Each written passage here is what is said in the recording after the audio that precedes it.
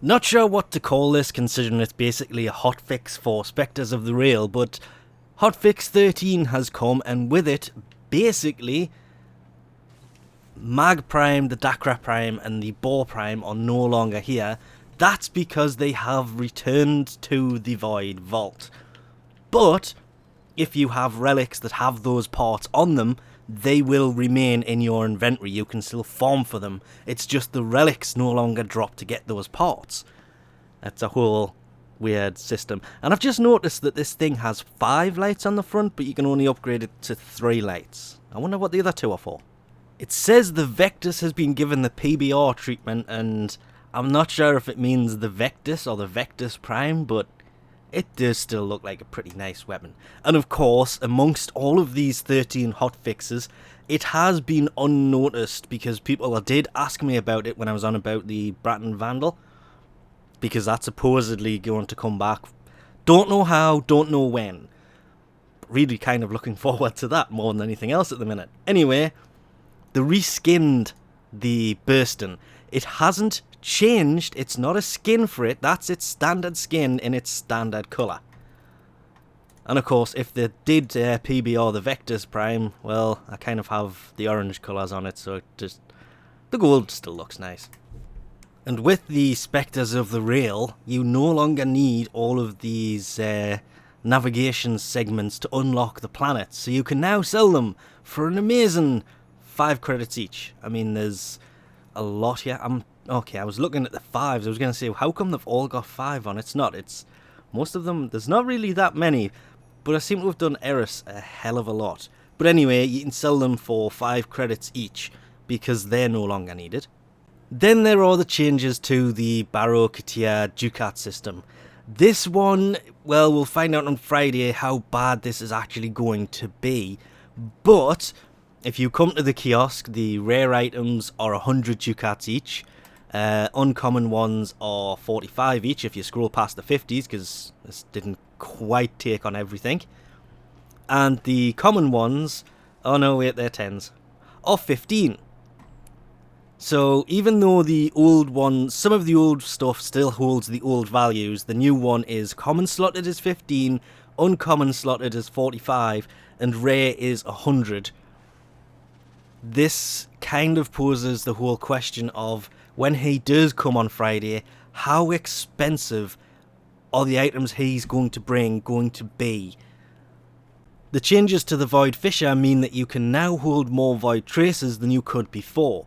The way it works is 100 for Mastery Rank 0, and then every Mastery rank you get after that is a plus 50 to how many you can hold. I did make a fool of myself on Twitter.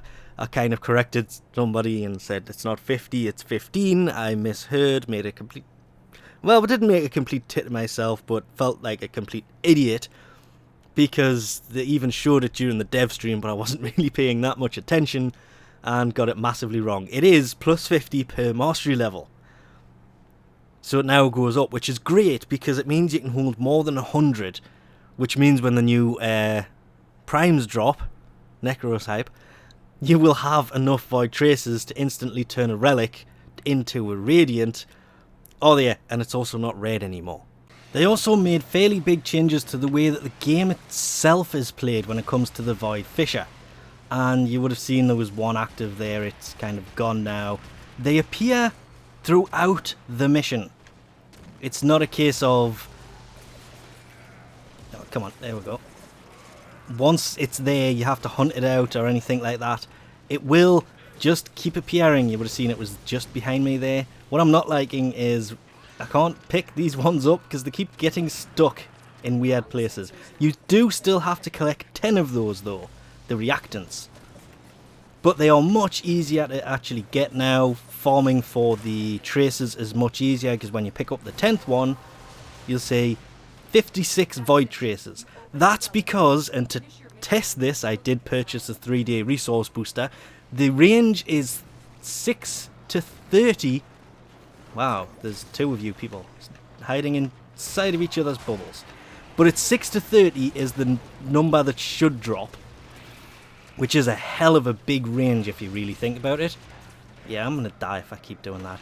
6 Void Traces for a mission isn't really that much. The 30 is definitely the better number. The reason I got so many is because the resource booster does in fact work for these, which is great. But the way that the Void Fissures work is they don't spew out corrupted enemies. Well, it kind of does, because you've just seen it, corrupted enemies spew out of it there. But it will also corrupt enemies in that area. So if people on the map get too close, it will corrupt them and turn them into corrupted. I don't know why they were attacking each other there. That one, I think that's because this is a crossfire mission. I'm not sure. One of the better changes though is the fact it actually shows what relic you have, kind of like the derelict vault keys. It shows which one of them people have, so you can mix and match and make sure that you have the right stuff equipped. You can now see it, so people you are playing with can see what relic you take in, and because this says intact, which is the base level one, you can also see what level that relic is actually at.